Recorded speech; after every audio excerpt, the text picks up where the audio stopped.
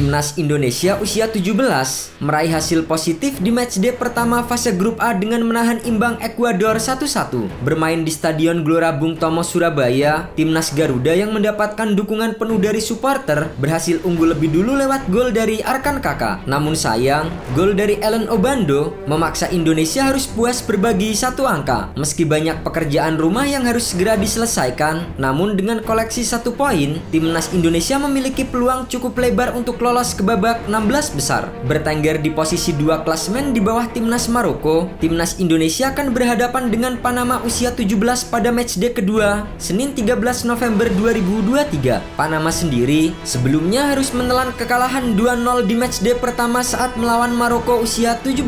Peluang untuk lolos ke babak 16 besar Piala Dunia usia 17 akan semakin besar untuk Timnas Indonesia jika mampu mengalahkan Panama usia 17.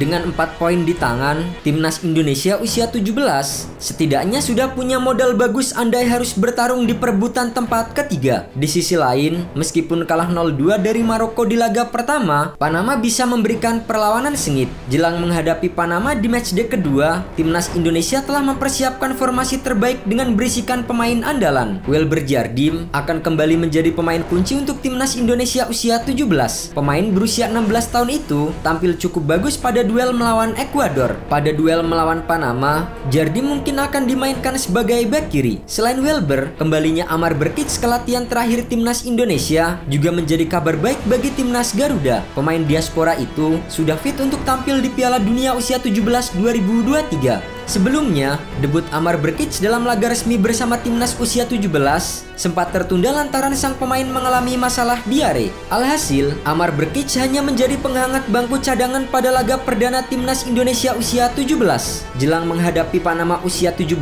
pelatih Bima Sakti diprediksi akan melakukan sedikit rotasi. Masih mengandalkan formasi 4-3-3, di posisi kiper, Ikram Al-Ghifari masih akan menjadi andalan setelah penampilan memukau di pertandingan pertama. Kemudian di posisi back, ada Rizjar Nufiat, Sultan Zaki, Iqbal Gwijangge dan juga Welber Jardim. Di posisi lapangan tengah ada Vigo Dennis, Kaviat Turiski dan Jidabin. Sementara 3 penyerang akan diisi oleh Rizky Afrizal, Amar Berkic dan sang pencetak gol di pertandingan pertama Arkan Kaka. Sama seperti di laga pertama, Timnas Indonesia usia 17 diprediksi akan bermain mati-matian demi meraih hasil terbaik dan lolos ke babak 16 besar Piala Dunia usia 17. Sementara itu, Head of Youth Development PSSI Mundari Karya menyebut kelebihan Panama sudah dideteksi dan Timnas Indonesia usia 17 berpeluang menang di laga kedua grup A Piala Dunia usia 17 2023. Mundari menyebut Panama sama sekali tidak pantas diremehkan. Bisa lolos ke Piala Dunia usia 17